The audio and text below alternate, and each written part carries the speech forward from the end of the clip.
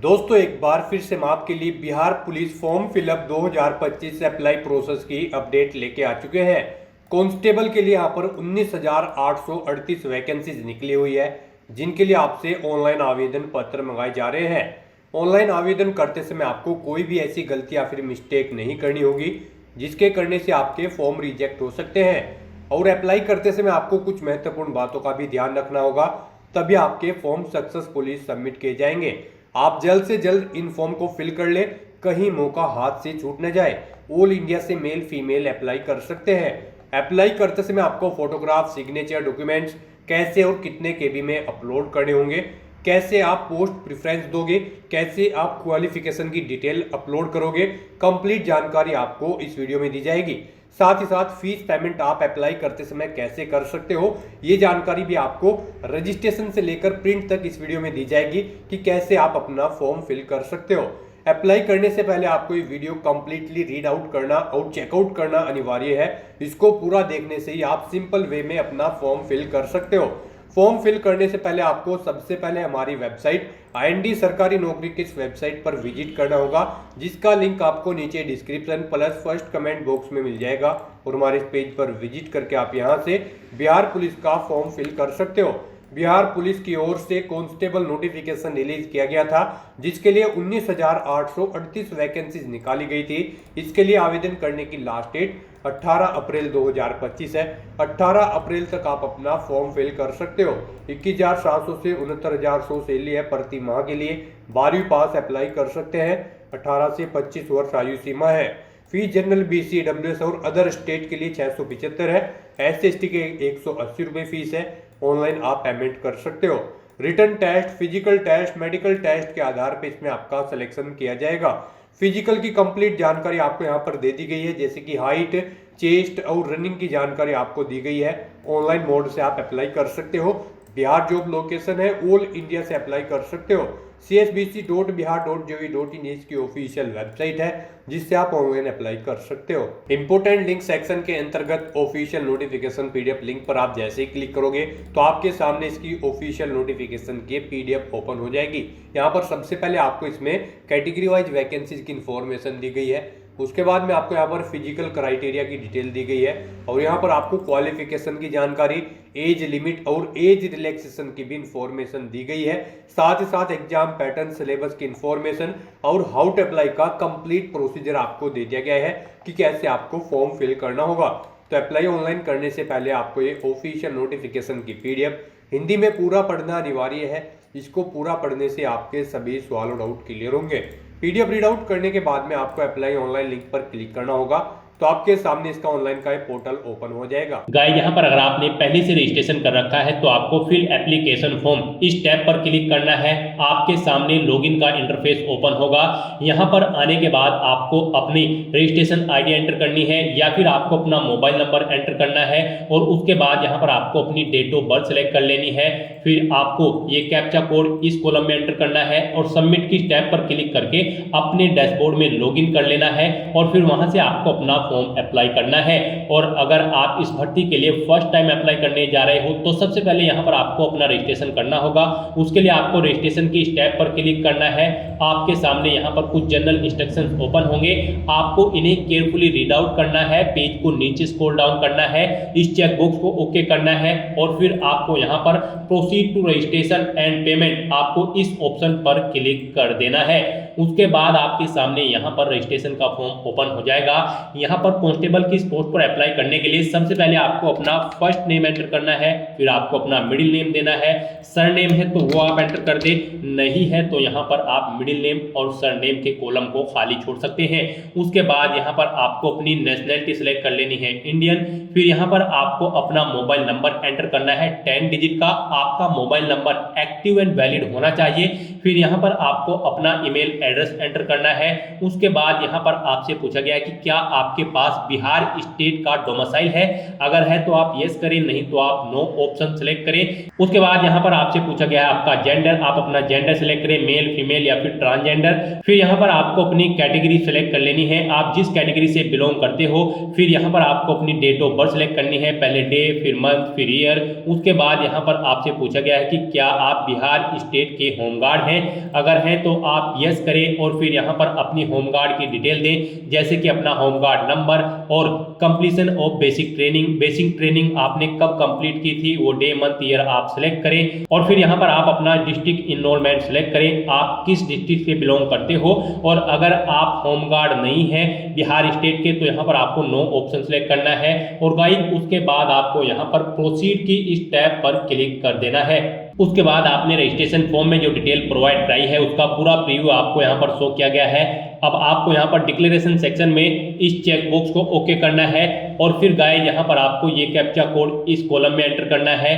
कहीं पर कोई मिस्टेक है तो आप एडिट एप्लीकेशन डिटेल इस ऑप्शन पर क्लिक करके एडिट कर सकते हैं, नहीं तो यहाँ पर बस अब आपको मेक पेमेंट इस ऑप्शन पर क्लिक करना है। नेक्स्ट यहाँ पर आपको फीस पेमेंट के इंटरफेस पर रिडायरेक्ट कर दिया जाएगा। आप debit card, credit card, SBI corporate credit card या फिर इंटरनेट बैंकिंग या फिर UPI के माध्यम से अपना फीस पेमेंट कर सकते हैं। गाइस हम यहाँ पर आपको सजेस्ट करेंगे आप UPI के माध्यम से अपना फीस पेमेंट करें, ये आपके लिए आसान रहेगा। आप UPI के ऑप्शन पर क्लिक करें, आप अपनी UPI ID एंटर करके अपना फीस पेमेंट कर सकते हैं। आप एंटर UPI ID ऑप्शन पर क्लिक करें, यहाँ पर आप अपनी UPI ID एंटर करें और फिर वैलिडेट UPI ID ऑप्शन पर क्लिक करके आप अपनी UPI ID के थ्रू फीस पेमेंट कर सकते हैं। और अगर आप QR कोड के थ्रू फीस पेमेंट करना चाहते हैं तो यहाँ पर आप UPI QR इस ऑप्शन पर क्लिक करें। उसके बाद यहाँ पर आपको पे नाउ के इस बटन पर क्लिक कर देना है, फिर आपके सामने ये QR कोड शो होगा। यहाँ पर आपको इसे अपने UPI से स्कैन करना है और अपना फीस पेमेंट कर देना है। 5 मिनट का समय यहाँ पर आपको दिया गया है। 5 मिनट के अंदर अंदर आपको ये QR कोड स्कैन करना है अपने UPI ऐप से, किसी भी UPI ऐप से जैसे कि गूगल पे या फिर फोन पे, आप अपनी किसी भी UPI से इसे स्कैन करें और अपना फीस पेमेंट कर दे। आपको आपकी कैटेगरी के अकॉर्डिंग यहाँ पर अपना फीस पेमेंट करना है। यहाँ पर गाइस बात करें अगर जनरल, OBC, EWS और अदर स्टेट कैंडिडेट की तो उन्हें 675 रुपये फीस के रूप में जमा कराने होंगे। SC ST कैंडिडेट को 180 रुपये यहाँ पर फीस के रूप में जमा कराने हैं। तो यहाँ पर अब आप इस QR कोड को स्कैन करें और अपना फीस पेमेंट कर दें। सक्सेसफुली फीस पेमेंट करने के बाद आपके सामने कुछ इस तरह से इंटरफेस होगा। यहाँ पर आपके रजिस्ट्रेशन का स्टेटस कंफर्म आपको शो कर दिया जाएगा। एक रजिस्ट्रेशन ID आपको प्रोवाइड करा दी गई है, आप इसे केयरफुली नोट डाउन करके रख ले फ्यूचर यूज के लिए, फ्यूचर रेफरेंस के लिए। और यहाँ पर आपको मैसेज शो कर दिया गया है आपका फीस पेमेंट यहाँ पर सक्सेसफुली कंप्लीट हो चुका है। आप यहाँ पर click here to download payment receipt इस ऑप्शन पर क्लिक करके अपनी एप्लीकेशन फीस की हार्ड कॉपी रिसीप्ट ले सकते हो। और यहाँ पर गाइस अगर आपसे कोई गलती हो गई है तो यहाँ पर आप कैंसिल रजिस्ट्रेशन फॉर्म इस ऑप्शन पर क्लिक करके अपना रजिस्ट्रेशन फॉर्म कैंसिल कर सकते हो और दोबारा से अपना रजिस्ट्रेशन कर सकते हो। और अगर सभी चीजें ओके हैं तो यहाँ पर बस अब आपको proceed to fill application form आपको इस ऑप्शन पर क्लिक करना है। फिर आपके सामने दोबारा से यहाँ पर कुछ जनरल इंस्ट्रक्शन ओपन होंगे। यहाँ पर फॉर्म अप्लाई करने से पहले आप इन इंस्ट्रक्शन को केयरफुली रीड कर ले, पेज को नीचे स्क्रॉल डाउन करें और फिर यहाँ पर आप इस चेकबॉक्स को ओके करें। और उसके बाद गाइस यहाँ पर proceed to fill application form आप दोबारा से इस ऑप्शन पर क्लिक कर दें। नेक्स्ट आपके सामने आपका एप्लीकेशन फॉर्म यहाँ पर ओपन हो जाएगा। अब आपको अपना फॉर्म केयरफुली फिल करना है। यहाँ पर सबसे पहले आपको पोस्ट प्रेफरेंस देनी है। यहाँ पर सबसे पहले आप किस नंबर की पोस्ट को प्रेफरेंस देना चाहते हो, बिहार पुलिस में या फिर Bihar special arm police, Bihar विशेष सशस्त्र पुलिस में। आप अपनी चॉइस के अकॉर्डिंग यहाँ पर ऑप्शन सेलेक्ट करें। आपको 2 प्रेफरेंसेस यहाँ पर दी गई है। आप अपनी चॉइस के अकॉर्डिंग यहाँ पर जिस विभाग को फर्स्ट नंबर पर प्रेफरेंस देना चाहते हैं उसे फर्स्ट नंबर पर सिलेक्ट करें, जिसे सेकंड नंबर पर प्रेफरेंस देना चाहते हैं उसे आप सेकंड नंबर पर सिलेक्ट कर लें। उसके बाद यहाँ पर आपको देना है अपने फादर का नाम, फिर देना है यहाँ पर आपको अपनी मदर का नाम। उसके बाद यहाँ पर आपको बताना है अपना मैरिटल स्टेटस, आप मैरिड हो, अनमैरिड हो या फिर डाइवोर्स हो। आप अपने अकॉर्डिंग यहाँ पर ऑप्शन सेलेक्ट करें। फिर यहाँ पर आपको अपना आइडेंटिटी कार्ड सेलेक्ट कर लेना है। आप क्या यहाँ पर अपना आइडेंटिटी प्रूफ शो करेंगे, passport, voter ID card, pan card या फिर आधार कार्ड। आप अपने अकॉर्डिंग ऑप्शन सेलेक्ट करें।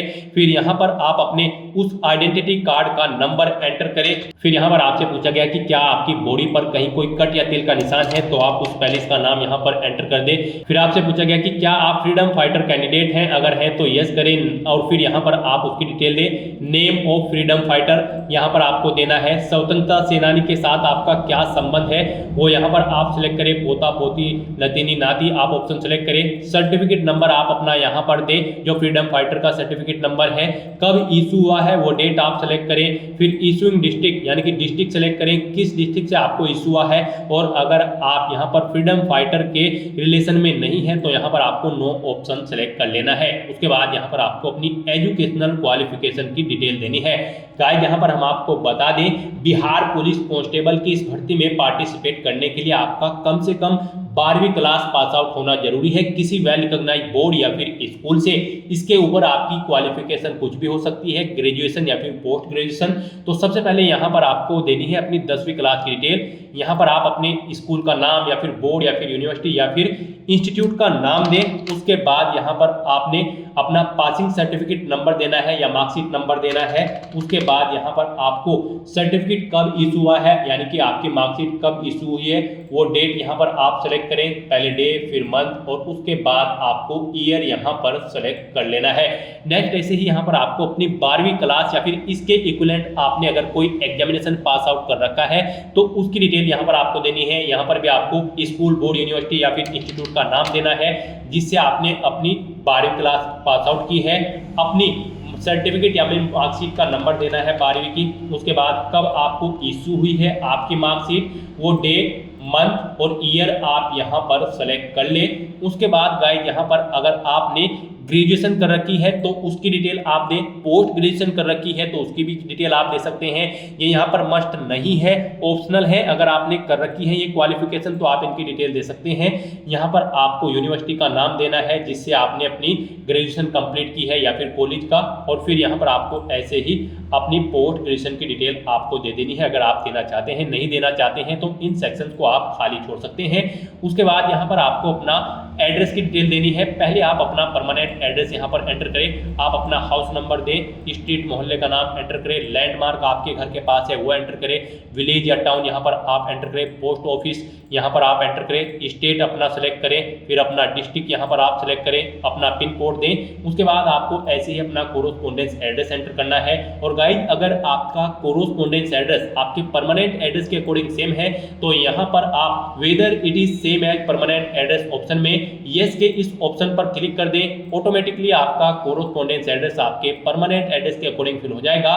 फिर यहाँ पर आपके कैरेक्टर से रिलेटेड आपसे कुछ क्वेश्चन पूछे गए हैं। यहाँ पर आपसे पूछा गया कि क्या आपको कभी यूपीएससी, एसएससी, एसपीएससी या फिर सीएसबीसी या फिर किसी अन्य रिक्रूटमेंट बोर्ड के द्वारा परीक्षा में बैठने से रोका गया है। अगर रोका गया है तो आप यस करें। और फिर यहाँ पर आप एग्जाम ऑर्गेनाइजर, एग्जाम का name, exam date, department and date, reason, specify if other, आप इनकी डिटेल दें। नहीं रोका गया है तो आपको नो ऑप्शन सेलेक्ट कर लेना है। फिर यहाँ पर आपसे पूछा गया कि क्या आपके ऊपर कोई एफआईआर है या फिर क्रिमिनल केस है, अगर है तो आप यस करें और फिर उसकी डिटेल दें। नहीं है तो आप नो ऑप्शन सेलेक्ट कर लें। फिर आपसे पूछा गया कि क्या आपके ऊपर कोई एफआईआर या फिर क्रिमिनल केस पेंडिंग है कोर्ट में, अगर है तो यस करें और फिर उसकी डिटेल दें। नहीं है तो नो ऑप्शन सेलेक्ट करें। ऐसे ही यहाँ पर आपको पूछा गया कि क्या आपको कभी अरेस्ट किया गया है या फिर डिटेन किया गया है किसी केस में, अगर किया गया है तो यस करें और फिर उस केस की डिटेल दें। नहीं किया गया है तो आप नो ऑप्शन सेलेक्ट करें। उसके बाद आपसे पूछा गया कि क्या आप यहाँ पर कन्विक्टेड है किसी कोर्ट ऑफ लॉ, किसी क्रिमिनल केस में, अगर है तो यस करें, उसकी डिटेल दें। नहीं है तो नो ऑप्शन सेलेक्ट करें। तो यहाँ पर आपको अपने